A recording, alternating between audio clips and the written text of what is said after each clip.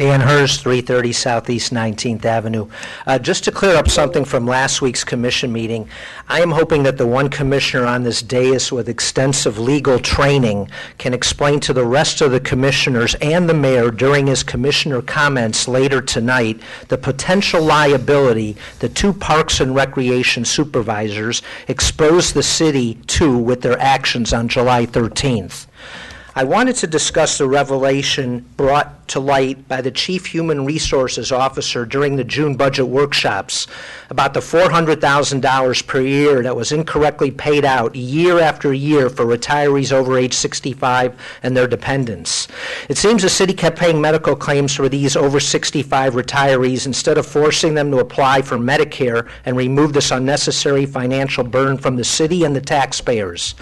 Specifically, I would like the Chief Human Resources Officer to explain to the public, one, when did she first realize this grave error? If I'm not mistaken, she has been in her present position since 2014.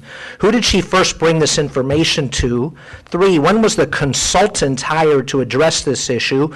And 4, did Brett Schneider, the excellent labor lawyer from Mr. Maraudis' law firm, review the following documents before he came to the conclusion that the city had not violated any laws on this issue? The document I'm referring to is the city's own audited financial statements.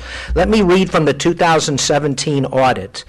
The city offers 3 fully insured PPO plans for retirees. The city pays the premiums for the retiree only until the age of 65. This same exact verbiage appears in every single year's audited financial statements going back at least 10 years. If the city's policies regarding over 65 retirees are written every single year in the audited financial statements, how can the city manager claim he did not know about this? Why aren't any of the commissioners asking these tough questions of the city manager? To date, the only comment about this fiasco is from the mayor, and I quote, "No, it wasn't discovered for a long time. When we finally said this is a priority, we started peeling back the onion and dealing with it. It's not something that can turn on a dime." It seems to the average citizen that the city manager knew about this mistake for years and chose to ignore it. This inaction is criminal. We are talking about $400,000 a year of taxpayer money squandered away year after year. Don't the 5 of you realize you have a fiduciary responsibility to protect the taxpayers' money? I hope one of you has the courage to ask the city manager for a full explanation tonight. After all, we're not talking about nickels and dimes like you just talked about in the budget. We're talking about $400,000 a year. Thank you. Thank you. Anyone else from the public? Not, so you want to close it to the public? City manager, do you want to address some of these issues? Yeah, sure. Comments? Yeah, sure. So let's first start with the Packer Rattlers. This has never been about the Packer Rattlers. This is about the Deerfield Beach Bison. And we've held several public meetings regarding the Deerfield Beach Bison and why we were going with that program on our city fields using city facilities. Additionally, as far as the evidence goes, I believe ESPN did an extensive national program about just not the Packer Rattler organization, but the entire league. Beyond that, during those public meetings and with meetings with the Packer Rattler organization, before we even got to the Bison, we did catch them with coaches on the fields that did not have badges. And when someone says that the city made phone calls to these other cities or to the school board, that's incorrect. We didn't have to.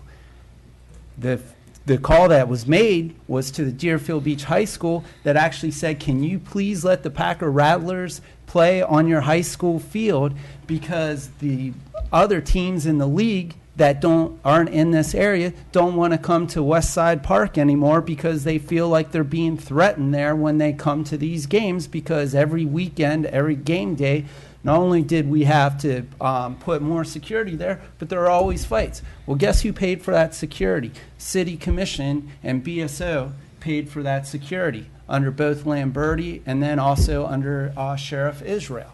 So this thing about there's no evidence and this bombastic allegation made is absolutely incorrect to make that. So that's number one. So go back and look at the meeting minutes. Go back and look at all the different information that was held publicly. As far as the coach with the Bison, as soon as that coach was found out to do that, he was immediately released from the Bison program. Guess where he ended up a couple weeks later? With the Packer Rattler organization. And I believe that was also covered in the news media as well. As far as the city of Coconut Creek, the city of Coconut Creek disbanded their tackle football program. When they did that, those players, they came to the Deerfield Beach Bison. We don't discriminate based on zip code either. So if a kid, and we do have children that play from just not Coconut Creek, Boca Raton, Pompano Beach, and other cities as well. As far as the meetings, the budget hearings are dictated by state law, and we can't have them on the same night as a county commission or school board meeting. And the other meetings, sometimes they change because of commissioners' schedules or because we haven't received information that we need, like with recycling when we're working with waste management. The BRK, or the Brandhilda Richardson Knowles Park, is actually under construction with all those things. And as far as the memorials for the for James Sue, and also Army Corporal Lawson, those will stay where they are at the request of the family. As far as the flag at the beach, we actually put a nice plaque at the International Pier to represent those veterans. And let's see. And then as far as with the beer at the park, as soon as I found out, which was that day, I turned it over to both the Human Resources Department and our city attorney, and we took the appropriate action, and the person involved in it did the right thing, and that's all I'm going to say about that, because I don't discuss personnel matters up here.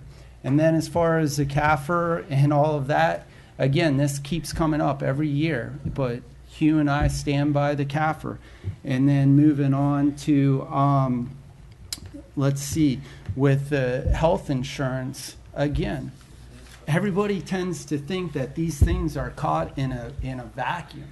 You know, while we're looking at all these different funds and peeling back the onion, which I said, not the mayor, we're also looking at a $16.5 million, and you can smile all you want, Mr. Hertz, because this isn't funny. It is serious. You're not allowed to call me out from the day. Well, whenever you, We're gonna call up Rose, both of you, please. Yep. City manager, anyone can smile at us anyone, make any faces they want, no shouting out from there. I'm sorry. Please. well, I apologize. So anyway, again, we take this serious, and you just do not strip away all of these benefits, because that will result in a lawsuit. And you very well know, once we started, because all of you received the telephone calls from non-actives or retirees whenever we started going down this path, complaining and threatening lawsuits. So we carried out this systematically and with legal involvement, including Mr. Schneider and Mr. Morotis, as we did with everything else that we do when it comes to employee issues. We did it with the BSO merger, and we certainly have done it with negotiations. But Ms. Robin did speak to that issue with not only the speaker, but also other speakers during the budget workshop. So again, yeah, we can move through quickly and start changing everything and turning it upside down, but I can assure you the public, the employees, and others will not be happy with the result. And really, it's like a little kid. When you open up 20 bags of chips and you don't eat them all, what good does it do? So we systematically in a financially responsible way have looked at this so it wouldn't impact morale. And what I find very ironic about all of this is when I was actually pushing these types of issues like contractual services, cutting employees, merging BSO, everyone seemed to be against it, that's now all of a sudden on the opposite side of the coin.